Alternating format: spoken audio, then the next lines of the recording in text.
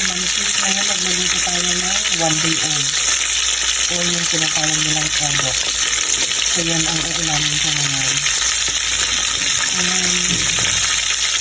Ang tagal-tagal ko nang hindi nag-ulam ng endok, kaya naman sabi ko kanina gusto kong mag-ulam ng endok. At ayan nga, bumili tayo ng masarap na endok. Ang ginagawa namin mga kamansis, pag gusto namin mag-ulam ng ganito o kumain ng ganito, hindi ko na pinapaprito doon. Ako ang magpiprito. No? Okay. Kumakalsik, natamaan yung aking mukha. So, ayan, malapit na maluto. So, ayan mga kamansis, malapit na maluto. Okay.